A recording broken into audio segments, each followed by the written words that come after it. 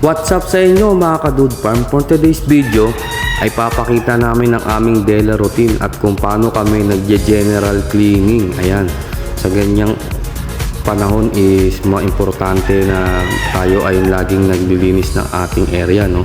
Ayan, inilalabas muna natin at inaayos ang ating mga incoming breeder na mga Brahma. Ayan, ang ating Black Brahma. Ito ang ating Black Moted.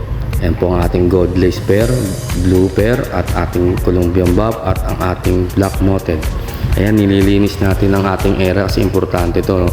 Sa ngayon is magpapakain muna tayo ng ating mga alaga. Ayan ang ating porcelain, no? At ito naman ang ating incoming 1-month-old na Italian Black at Rhode Island Red Vintage Line. Ayan din ang ating mga day old, no? Ayan, pinapakain na natin sila, maging ang ating incoming mga breeder, no? So dumadami na mga ka-Dude ang ating mga alaga, no, na iba't ibang klase ng mga Brahma at mga heritage chicken. Ayan, nakakapagod talaga Dude ang aming daily routine. Diyan tayo nahihirapan sa English Buff Orpington kasi ang lalaki at ang kikisig at makukulit yung mga yan. Ito naman ang ating Brahma porcelain na incoming breeder din. Ayan, malalaki na. Pati ang ating mga Black Moted, no, malalaki na rin. Then isusunod natin dyan sa breeder sa range, no. Mali-mali na yung masasabi natin pero okay lang yan kasi pagod na tayo. Ayan, napansin namin dito sa may range is malalakas at malalaki sila, no. Iba talaga yung feeds na may kasamang asola. Dito medyo nakakatipid-tipid tayo. Yan ang ating pakainin natin dyan ay ang ating mga production type ng mga Rhode Island, no? Diyan pala kami kumukuha ng meat type pati ang mga pang-egg namin. So ayan, kita nyo ang lalaki at ang lulusog nila, no? Iba talaga pagka nasa range at merong asola ang kanilang patuka, yun may humabol pa.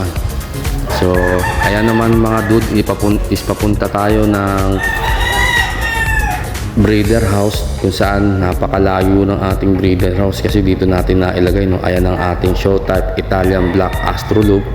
Ayan, then ating Rhode Island Red Vintage Line na show type din.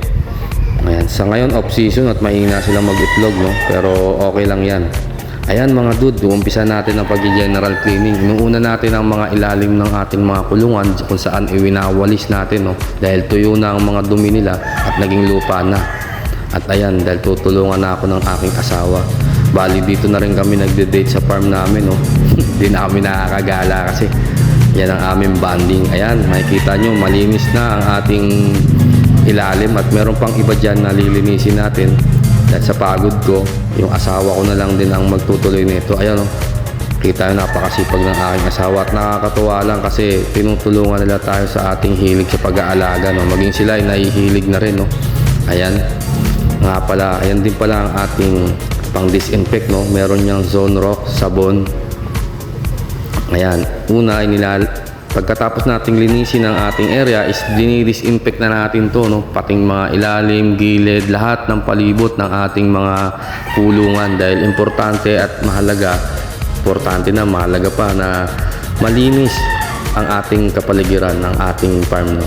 Ayan, kita nyo naman mga ka-Dude, pati ang ating grower hindi natin muna magamit dahil nga sa nangyari sa atin na halos kulang-kulang isang buwan na pag-uulan, no.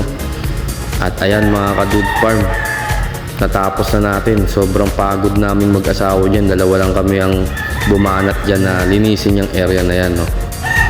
Ayan, nakita nyo naman mga ka-Dude, no, yung naging kapalit ng halos kulang-kulang isang buwan na tag-ulan is etong araw na to, no. Ang ganda ng sikat at ang ganda ng panahon ngayon. Actually sineset up ko na yan dahil magpapaligo din kami ng aming mga alaga dyan, no. Pero sa ngayon hindi muna namin ibinidyo yun, no.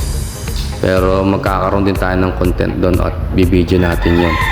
Nga po pala mga ka-Dude Farm, no, lagi po nating i-share at i-like ang ating video para maging updated po kayo sa ating mga susunod na mga vlog, no. Maraming salamat pala sa ating mga nagtitiwalang mga customer na sa iba't ibang dako ng Pilipinas na nakakarating ang ating mga